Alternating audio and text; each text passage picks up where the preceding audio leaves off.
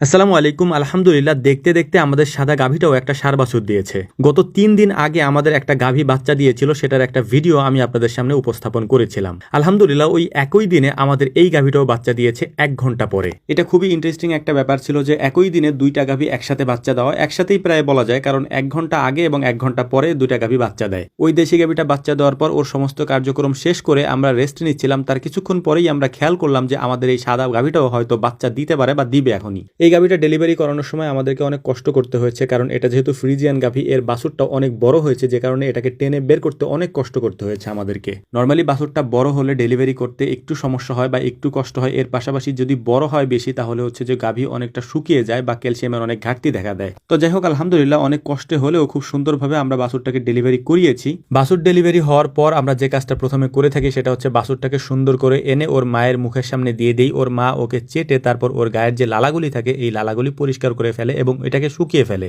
বাছুরটাকে ওর মায়ের সামনে দেওয়ার পর ওর মা ওই কাজটাই করতেছিল। পাশে যে গাভীটা আছে এই গাভীটা মূলত হচ্ছে ওর নানি, অর্থাৎ এই যে গাভীটা বাচ্চা দিল এই গাভীটার মা হচ্ছে ওই সাদা গাভীটা। বাচ্চা ডেলিভারি হওয়ার 30 মিনিটের মধ্যে আমরা শাল দুধটা যেহেতু খাওয়াই, এই কারণেই মূলত আমরা শাল দুধটাকে টেনে নিচ্ছিলাম এবং এই দুধগুলোকে আমরা একটা বোতলের মধ্যে ভরে তারপর আগে খাইয়ে নিই, কারণ বাছুর অত তাড়াতাড়ি উঠতে পারে না বা দাঁড়াতে পারে না। এজন্য দুধ আমরা বোতলে ভরে একটা নিপিল দিয়ে তারপর এই বাছুরগুলোকে আমরা খাইয়ে দিই। এটা আমরা অনেক আগে থেকেই করে থাকি। আমরা জানি যে আধা ঘন্টার মধ্যে যদি এই শাল দুধটা খাওয়ানো হয় তাহলে ওদের রোগ প্রতিরোধ ক্ষমতা অনেক বেশি বেড়ে যায়, এই কারণে আমরা এই কাজটা সবসময় করে থাকি। এখান থেকে শাল দুধটা মোটামুটি পর্যাপ্ত পরিমাণে খাওয়ানোর পর এটাকে আমরা বাহিরে নিয়ে যাই, অর্থাৎ বাছুরটাকে আমরা কোলে করে বাহিরে নিয়ে যাই। বাহিরে নিয়ে যাওয়ার কারণ হচ্ছে ফ্লোরের উপরে, মানে খামারের ভিতর যে ফ্লোর আছে এই ফ্লোরের উপরে বাছুর দাঁড়াতে পারে না, কারণ ওদের খুর ওই সময় অনেক নরম থাকে। ওই নরম খুর দিয়ে ওরা দাঁড়াতে পারে না, পিচ্ছিল অবস্থায় ওরা পড়ে যেতে পারে এবং পড়ে গেলে অনেক সময় আঘাত লাগতে পারে, যে কারণে আমরা বাহিরে নিয়ে আসি এবং নরম জায়গায় তারপর হচ্ছে যে ম্যাট দেওয়া থাকে, শুকনা ম্যাট, এই শুকনা ম্যাটের উপর ওদেরকে দাঁড়াতে দেই অথবা বালুর উপরে দাঁড়াতে দেই, যাতে করে ওরা খুব দ্রুত দাঁড়াইতে পারে এবং দাঁড়াতে পারলেই হচ্ছে ওরা